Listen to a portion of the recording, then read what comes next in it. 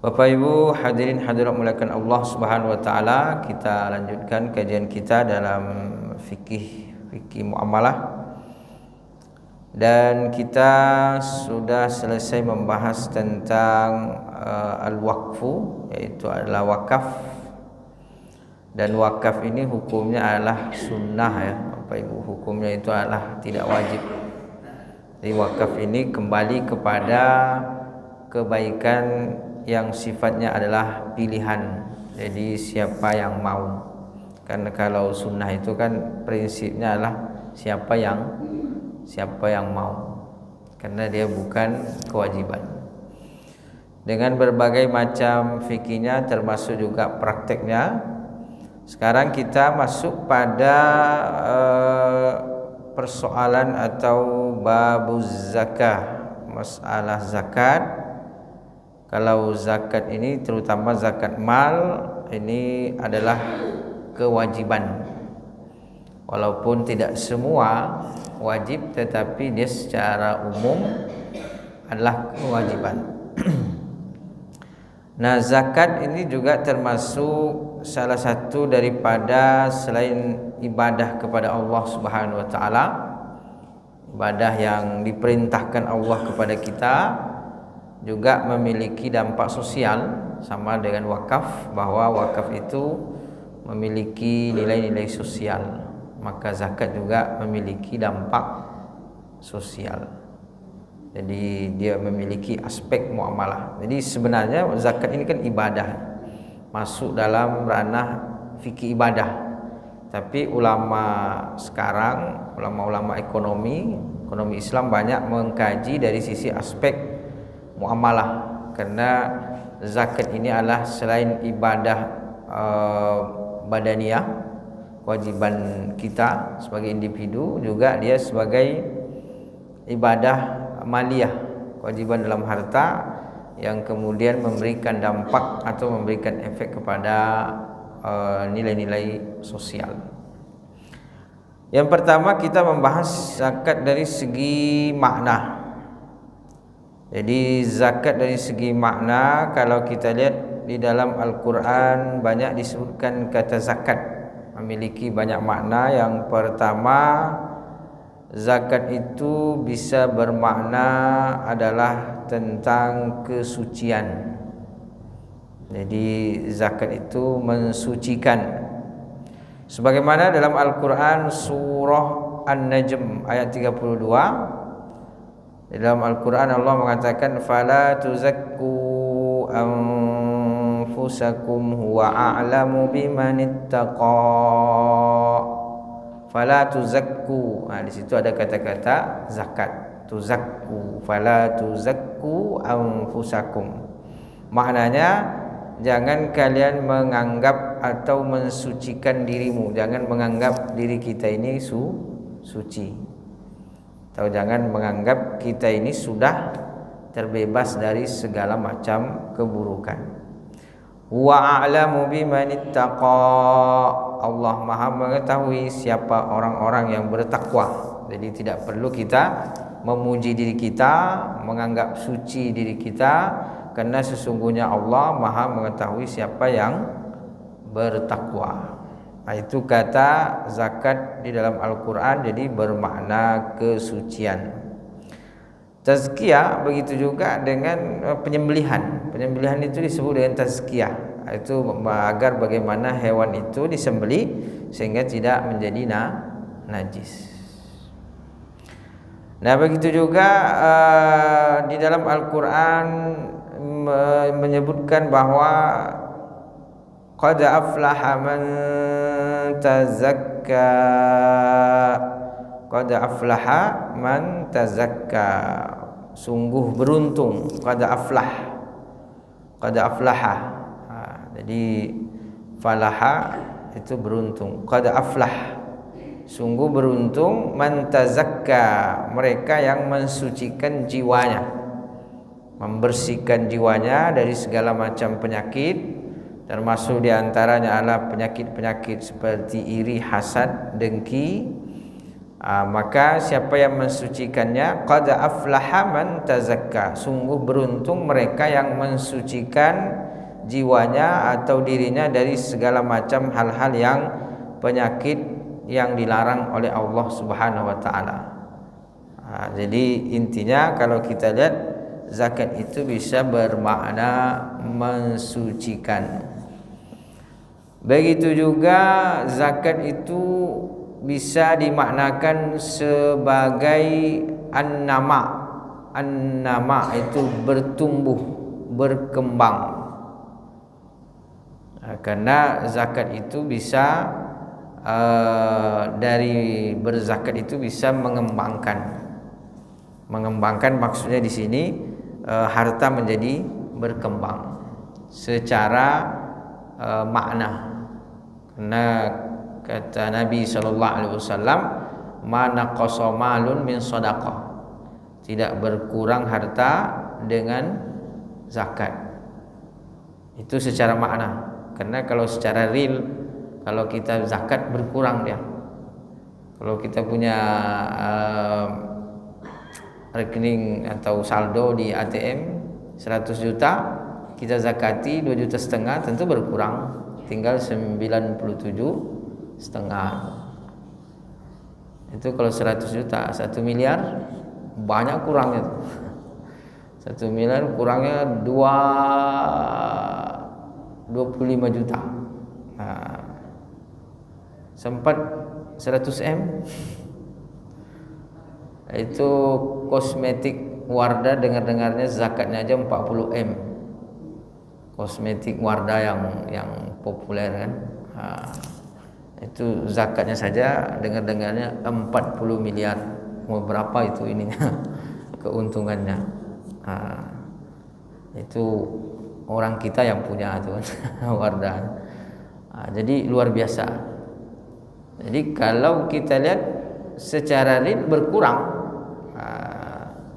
zakat itu berkurang kalau kita lihat secara real. Tapi Allah Subhanahu wa taala, Nabi sallallahu alaihi wasallam mengatakan, "Ma naqasa malun min shadaqah." Tidak berkurang harta dengan zakat atau dengan sedekah. Itu secara esensi.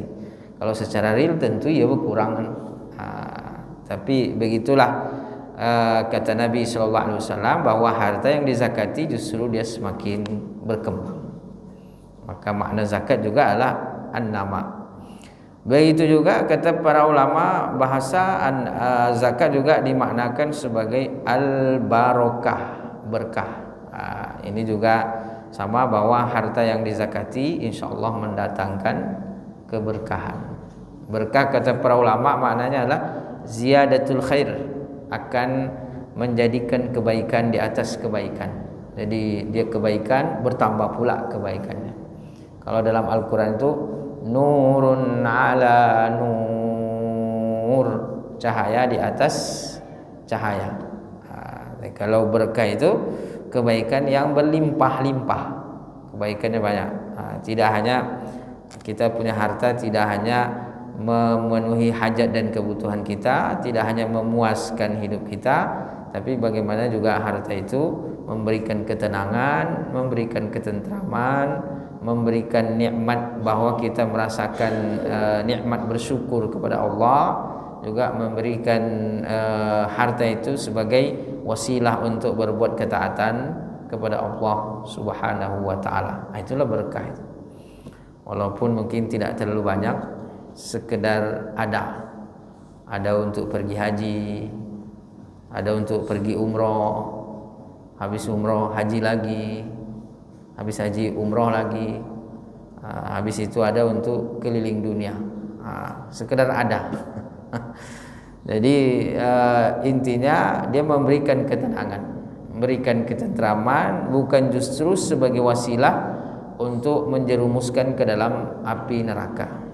Karena salah satu daripada keburukan harta itu adalah mengantarkan orang masuk ke dalam neraka. Itu efek salbinya, efek negatifnya. Tapi kalau harta itu berkah, maka lebih baik sisi positifnya daripada sisi negatifnya. Maka kalau kita lihat dalam kajian fikih atau dalam kajian syariat bahwa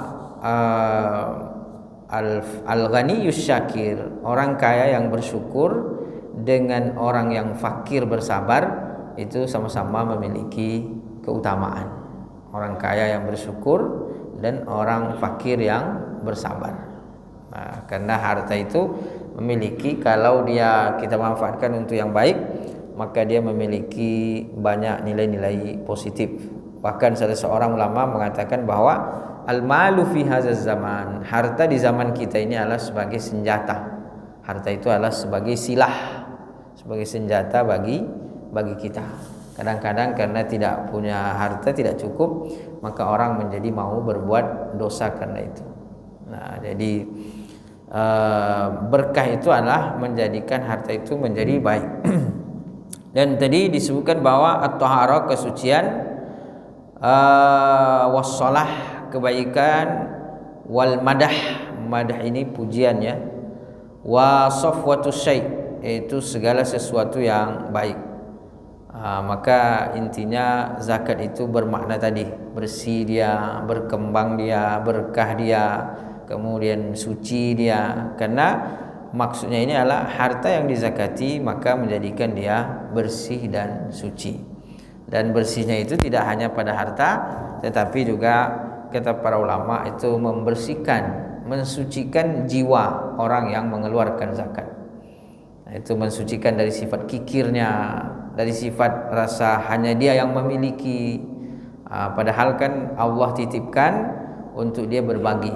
Nah, orang yang punya kewajiban zakat berarti kan itu bukan hanya punya dia. Memang secara zahir dia cari, dia yang punya, tapi secara makna atau secara esensi bahwa kalau dia wajib zakat berarti itu bukan punya dia.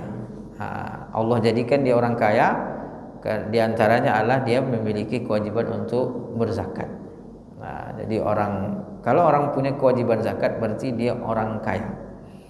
Maka kalau wajib berzakat, bersyukurlah bahwa Allah menjadikan kita sebagai orang kaya. Nah, jadi kalau wajib zakat berarti dia orang kaya. Nah, maka menjadi orang kaya itu berbanggalah bisa mengeluarkan zakat. Nah, jadi salah satu kesyukuran orang kaya adalah bisa mengeluarkan zakat.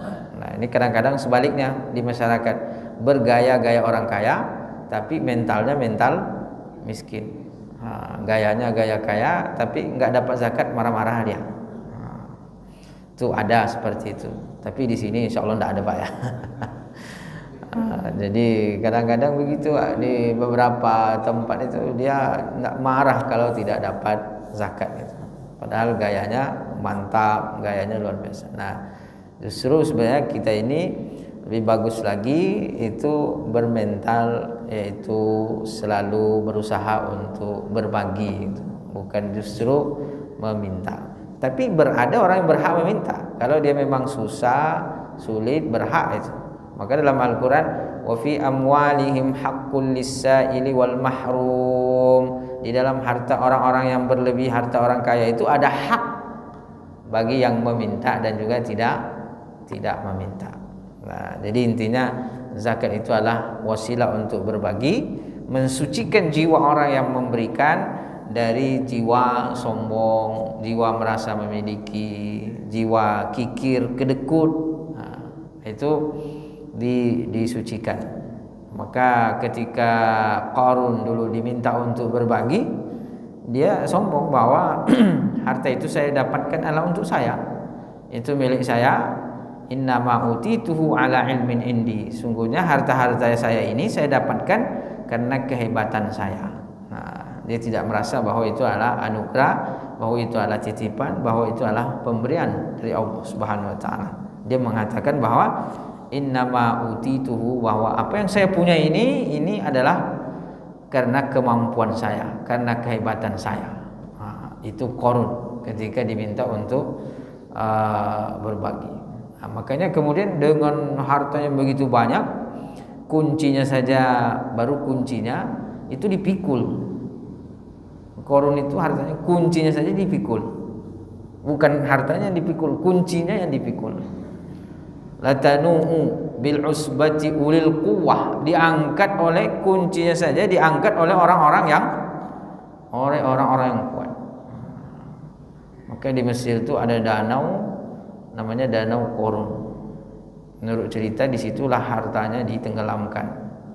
Danaunya luas kayak lautan gitu.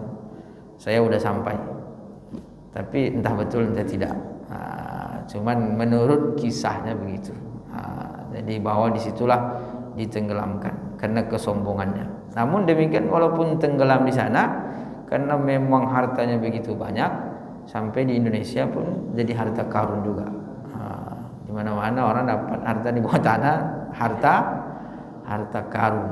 Nah, berarti karun itu banyak betul hartanya itu, melimpah dia sampai ke mana-mana.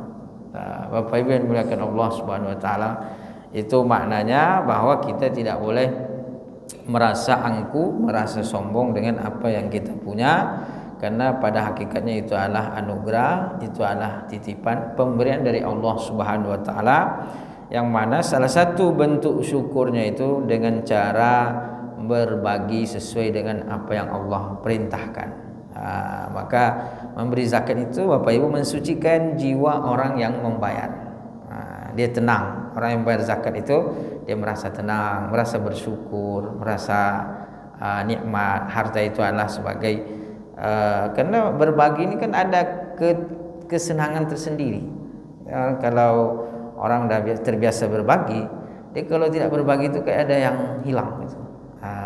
Jadi dia jiwanya menjadi bersih, jiwanya menjadi tenang. Itu zakat. Jadi mensucikan harta, mensucikan jiwa orang yang membayar zakat, dan kata para ulama juga mensucikan penerima.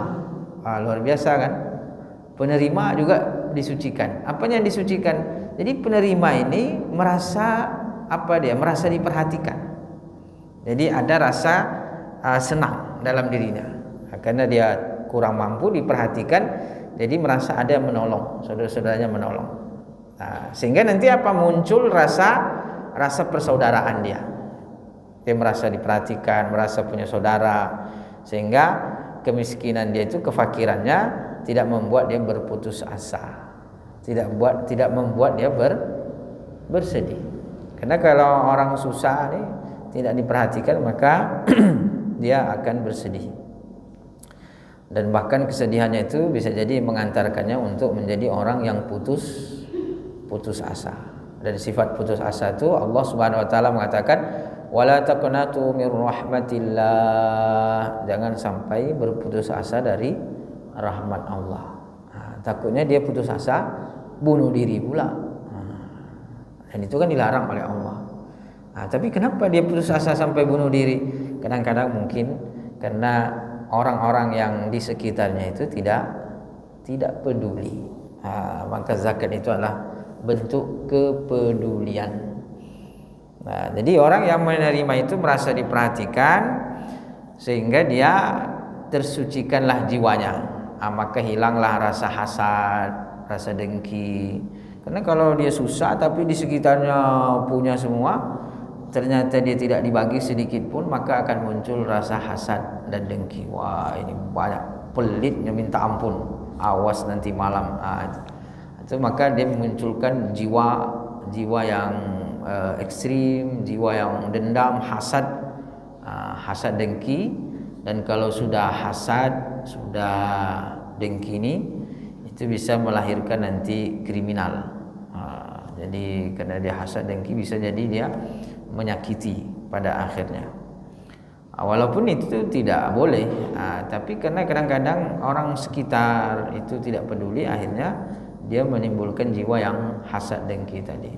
Tapi kalau dia menerima, dia mendapatkan bantuan, dia berhak nih memang. Ini beda ceritanya kalau tidak berhak. Karena ada juga yang tidak berhak. Jadi kalau dia berhak, maka itu perlu dibantu. Maka nanti justru dia merasa diperhatikan, dan justru dia ikut menjaga gitu. Karena dia merasa dibantu, maka justru dia ikut membantu menjaga. Itu mensucikan jiwa penerima. Kemudian juga kata ulama kita, mensucikan sosial. Jadi zakat ini itu mensucikan sosial kehidupan kita. Kenapa? Karena dengan zakat ini membantu orang-orang yang lemah. Sehingga apa? Sehingga orang-orang yang lemah tadi terbantu, maka masyarakat kita, sosial kita menjadi baik. Nah, kan kadang-kadang sosial ini kan menjadi rusak karena ada orang-orang yang dia mungkin kekurangan tapi tidak merasa terbantu, akhirnya muncullah nanti niat yang buruk. Jadi kan secara fakta bahwa semakin tinggi tingkat kesulitan ekonomi, biasanya di tempat itu maka semakin tinggi pula kejahatan dan kriminal. Nah, itu secara fakta, dan itu bisa kita lihat bahwa kalau ekonomi mulai susah, maka biasanya banyak kejahatan. Tapi kalau orang makmur, sejahtera, maka insya Allah paling tidak kejahatan terkait dengan pencurian itu minimalis. Itu kalau kita lihat pencurian menyakiti terutama. Tapi kalau pencurian yang sifatnya elit, itu tidak menjamin itu. Jadi kita lihat dia punya harta pun tetap juga masih ingin mencuri secara karena yang dicuri pun besar juga. Nilainya miliaran, nilainya triliunan itu. Jadi kalau yang mencuri rakyat kecil itu yang dicuri untuk makan. Tapi kalau orang besar mencuri itu untuk membeli negara. Jadi kita lihat di negara kita ini sebenarnya banyak asetnya, banyak kekayaan, tapi yang memprihatinkan itu adalah masih banyak oknum-oknum pejabat yang mereka sibuk untuk memperkaya dirinya sendiri. Padahal kalau kita pikir-pikir kan sampai manalah itu bisa dinikmati. Itu kalau kita kembalikan kepada nilai-nilai agama, bahwa justru ya harta yang tidak baik, harta yang haram itu adalah menjadi bencana. Kata Nabi sallallahu alaihi wasallam, ayyuma lahmin nabata min malin haramin fannaru aula bihi. Setiap daging yang tumbuh dari harta yang haram, maka neraka lebih utama baginya. Neraka lebih utama. Jadi neraka sudah mengintai daging-daging yang tumbuh dari harta yang haram. Neraka sudah mengintai ini, kapan dia mati ini, kapan dia meninggal nih. Pas dia meninggal, kata neraka, saya punya makanan, saya punya mangsa. Maka na'udzubillah. Dan Nabi memerintahkan kepada kita untuk selalu berlindung daripada azab neraka. Kata Nabi, kalau sudah selesai tasyahud di dalam solat, innaka hamidum majid. Sebelum salam ke kanan dan ke kiri, kata Nabi, mintalah kepada Allah 4 hal. Yang pertama apa? Allahumma inni a'udzubika min azabi jahannam. Ya Allah, aku berlindung kepadamu dari api neraka. Itu sebenarnya Nabi ingin menyentuh kita, menggugah jiwa kita bahwa begitu pentingnya kita berlindung dari api neraka. Karena kita tidak sanggup sekejap pun berada di sana, dan mudah-mudahan Allah selamatkan kita gitu. Akhir-akhir ini Riau agak panas nih, siang panas, malam panas. Apalagi dekat kompor masak tambah panas lagi kan. Apalagi tidak ada yang dimasak tambah panas lagi kan. Jadi begitu panasnya kan, itu baru di dunia. Kalau di neraka, kata Nabi sallallahu alaihi wasallam, 1 titik bara api ditaruh di bawah mata kaki, yang mendidih adalah otak. Jadi luar biasa, mengerikan. Maka kata Nabi sallallahu alaihi wasallam, berlindunglah daripada azab neraka. Itu untuk menggugah agar kita ini berjalan di atas muka bumi ini, mencari pekerjaan-pekerjaan atau perbuatan yang bisa mendekatkan kita kepada surga dan menjauhkan kita daripada api neraka. Itu ancaman akhirat. Ancaman dunia bahwa harta yang diperoleh secara tidak baik, itu secara haram juga tidak memberikan kebaikan dalam kehidupan kita.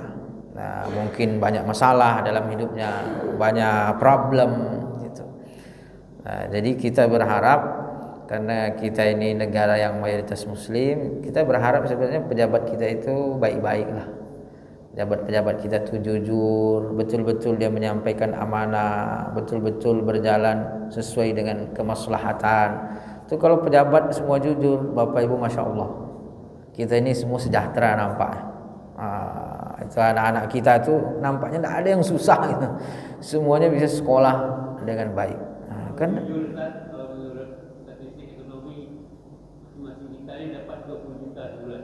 Masya Allah. Kalau jujur ya, ya Allah. Jadi begitulah nikmat daripada tuntunan Islam sebenarnya, mengajarkan kita untuk menjadi orang-orang yang baik, yang jujur. Tapi kok masih ada ya? Aduh, kita udah repot-repot memilihnya, repot-repot mengusahakan, ternyata dia korupsi gitu. Nanti mungkin kalau tidak itu fungsi neraka nggak ada juga nanti kan, kalau tidak berlaku. Udah banyak Pak, yang mengisi neraka udah banyak. Jadi ya kita berharap. Kenapa? Karena orang yang jujur ini memberikan banyak kebaikan.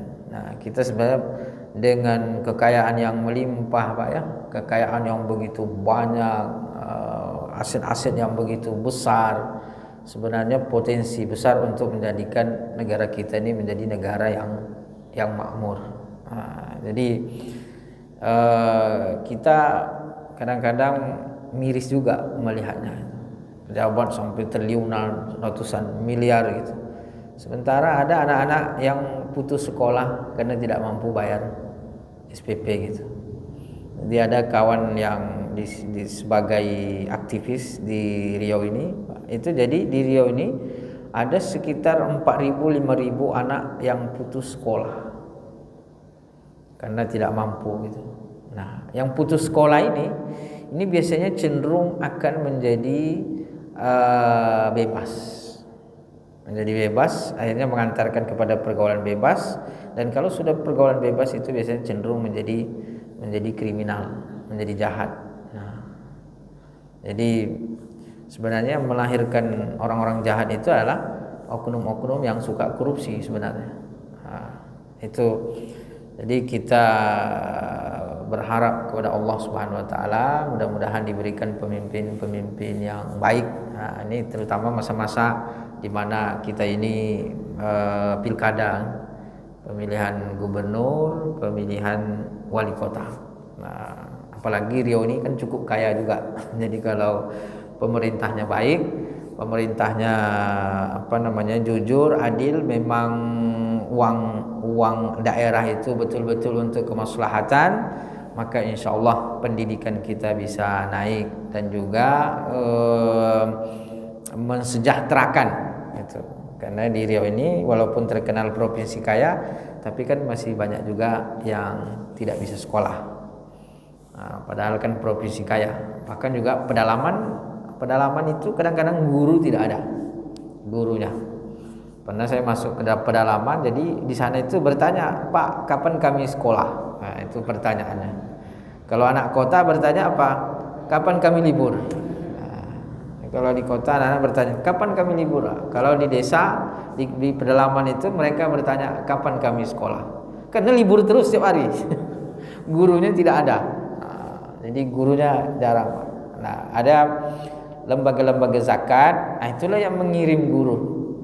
Kirim guru ke pedalaman. Makanya biasanya ada guru-guru pedalaman.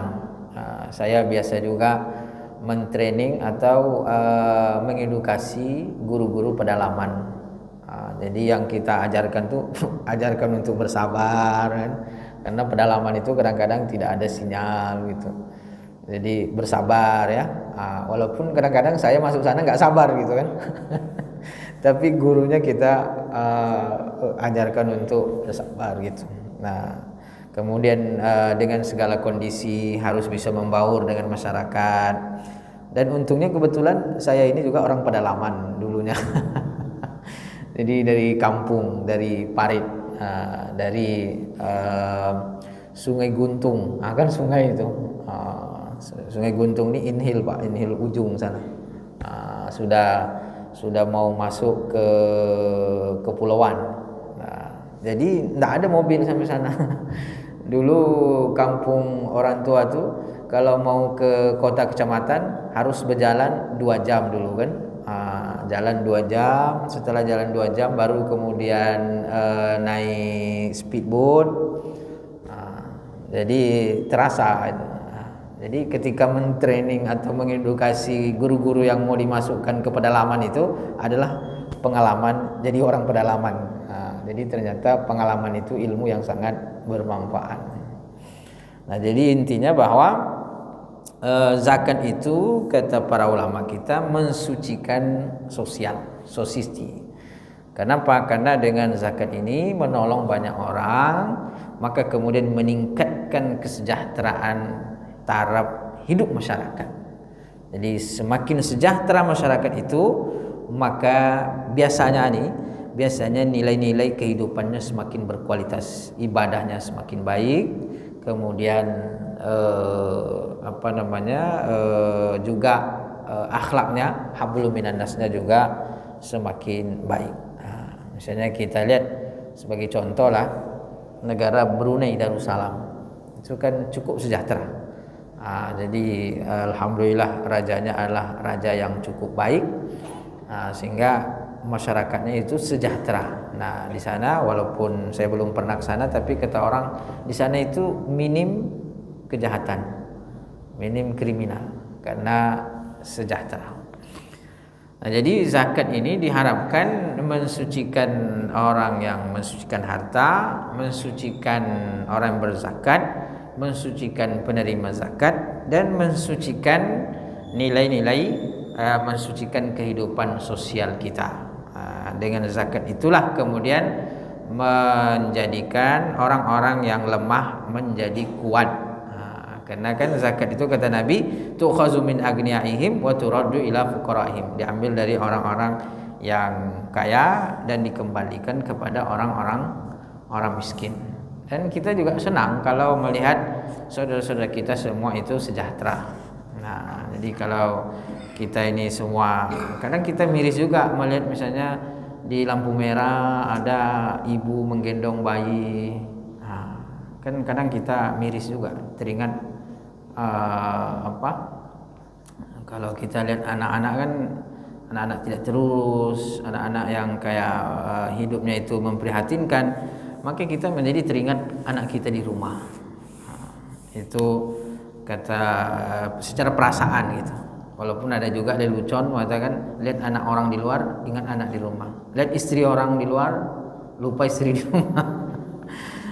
Jadi itu inilah gitu, intermezzo gitu. Tapi betul Bapak Ibu bahwa ketika kita melihat anak-anak itu tidak terurus, kurang perhatian, maka kita menjadi teringat anak kita gitu. Dan kita juga merasa merasa prihatin, merasa sedih seperti itu. Artinya di saat kita bisa memiliki segalanya, bisa membeli ini, bisa membeli itu, ternyata masih ada saudara-saudara kita yang hanya sekedar untuk menyuap nasi mereka tidak punya gitu, menyuap sesuap nasi.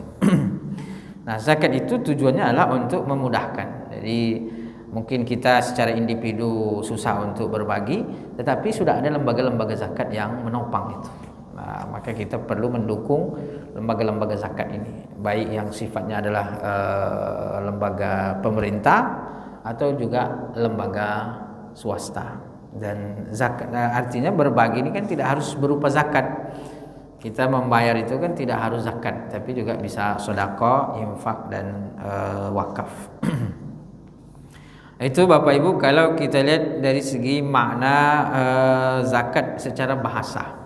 Jadi makna zakat secara bahasa itu adalah mengandung makna keberkahan, mengandung makna bertumbuh, mengandung makna suci, mengandung makna bersih, mengandung makna kebaikan. Jadi secara makna saja, secara bahasa itu sudah terkandung banyak kebaikan. Berikutnya adalah zakat di dalam makna istilah. Ada tanya jawab Bapak Ibu? Kita lanjutkan sedikit. Makna zakat secara istilah yaitu kalau kita lihat dalam mazhab Imam Syafi'i, ini ada banyak mazhab ulama, tapi intinya hampir sama ya kalau kita lihat secara makna, bahwa zakat itu ismun li akhdhi syai'in makhsus. Jadi zakat secara istilah itu adalah sebutan untuk mengambil sesuatu secara khusus. Nah, maksudnya mengambil harta secara khusus. Mimmalin maksus. Jadi yang diambil itu khusus. Maksudnya ini yang diambil khusus ini apa? Ya 2,5% atau bisa juga 5%, bisa juga 10%, bisa juga 20%. Jadi zakat itu minimalnya adalah 2,5%. Nah, tapi ada yang 5%. Ada pertanian atau itu biasanya 5%, pertambangan. Ada yang 10%, ada juga ada yang 20%. Tapi memang banyaknya zakat ini itu 2,5%. Nah, 20% itu ada. Itu zakat barang temuan. Jadi kalau kita misalnya jalan di mana depan Masjid Rahmat misalnya, tiba-tiba ada kresek besar itu, kita buka ternyata semuanya isinya emas batangan. Entah siapalah yang punya itu kan. Tapi kita umumkan tidak ada yang punya, kita ambil. Jadi kalau menemukan barang ini antara dua, mau diambil atau tidak gitu. Kalau diambil, konsekuensinya harus diumumkan selama 1 tahun. Nah, selama 1 tahun ini diumumkan, jangan vulgar kali mengumumkan ini ada kresek isinya 10 batang emas, jangan begitu. Pokoknya mengumumkan itu kata Nabi, beritahukan apa kantongnya saja, isinya jangan, dompetnya saja. Ini ada dompet warnanya ini, itu dia. Siapa yang punya silahkan melapor gitu. Jangan semua detail, nanti banyak yang datang mengaku kan. Jadi untuk membuktikan punya dia nanti, maka dia bisa menjelaskan secara detail isinya gitu. Maka kata Nabi SAW, a'rif wi'a'aha, beritahukan, umumkan itu bentuknya seperti apa, ininya kantongnya dan juga warna ciri-cirinya gitu, bukan secara detail. Jadi kalau kira-kira mampu mengumumkan selama 1 tahun, itu boleh diambil karena mampu bertanggung jawab, dan mengumumkannya harus maksimal. Umumkan yang kira-kira orang bisa dengar ramai, jangan sekedar umumkan 2 bulan sekali diumumkan. Berharap mudah-mudahan tidak ada yang datang mengaku kan gitu. Jadi mengumumkan itu harus maksimal. Tapi kalau kira-kira dapat barang dan kita tidak amanah nih menjaganya, tidak mampu merawat, tidak mampu menjaga, dan kita kurang yakin dengan diri kita, maka sebaiknya tidak usah ambil, biarkan aja gitu. Tapi kalau kita ambil, kita mengumumkan selama 1 tahun, tidak ada yang mengaku, maka itu menjadi milik kita. Sudah 1 tahun milik kita itu. Maka tadi 10 emas batangan misalnya, itu menjadi milik kita. Karena 1 tahun sudah kita umumkan. Nah itu sebelum kita miliki Bapak Ibu, dizakati dulu. Berapa zakatnya? 20%.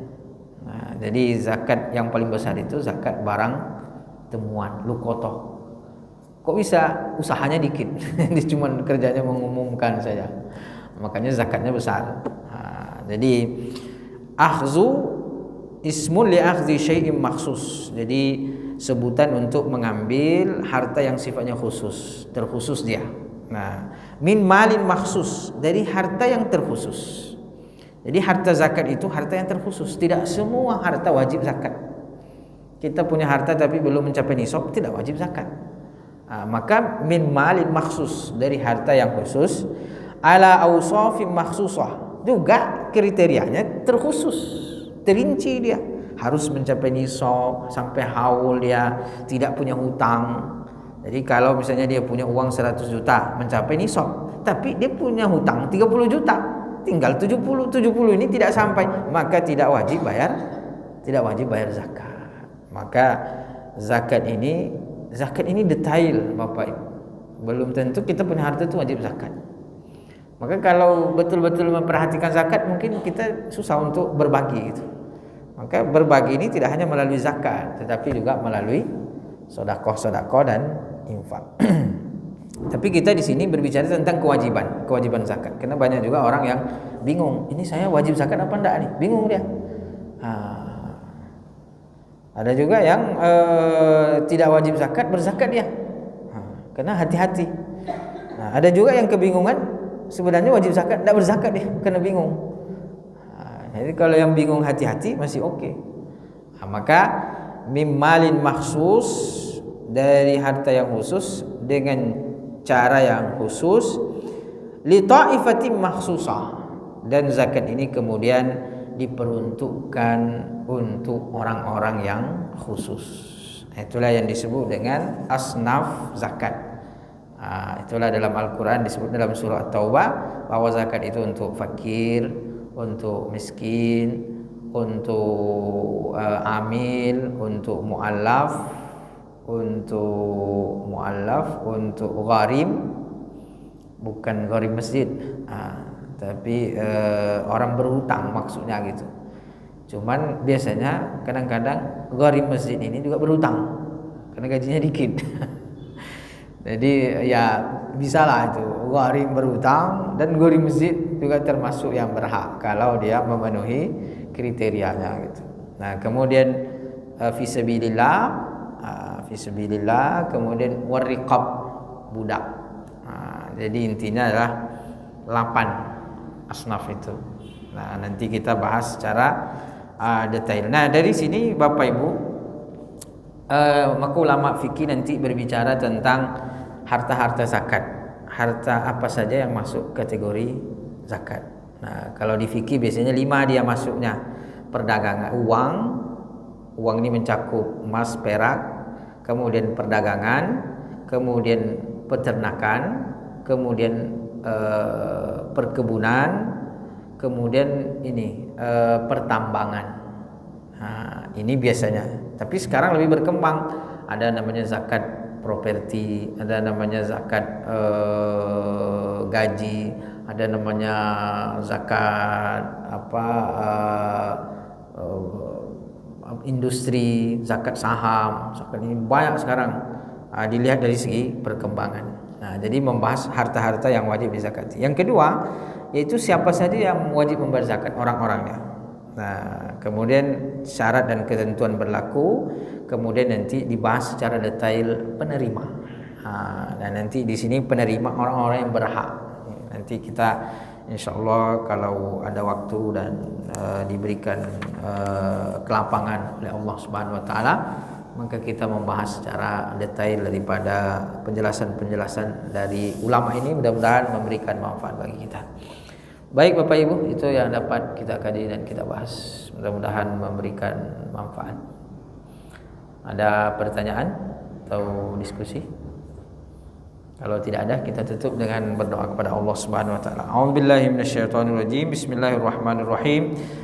Alhamdulillahirabbil alamin, wassalatu wassalamu ala asyrafil anbiya'i wal mursalin wa ala alihi wa sahbihi ajma'in. Allahumma ighfir lana dzunubana wa liwalidina warhamhum kama rabbawna shighara wa li jami'il muslimina wal muslimat wal mu'minina wal mu'minat al ahya'i minhum wal amwat bi rahmatika ya arhamar rahimin. Allahumma kfina bihalalika an haramika wa aghnina bi fadlika amman siwak. Rabbana hab lana min azwajina wa dhurriyyatina qurrata a'yun waj'alna lil muttaqina imama. Rabbana atina fid dunya hasanah wa fil akhirati hasanah wa qina adzaban nar. Wa sallallahu ala sayyidina Muhammadin nabiyil ummi wa ala alihi wasallam. Walhamdulillahi rabbil alamin. Taqabbalallahu minkum minna wa minkum taqabbal ya karim.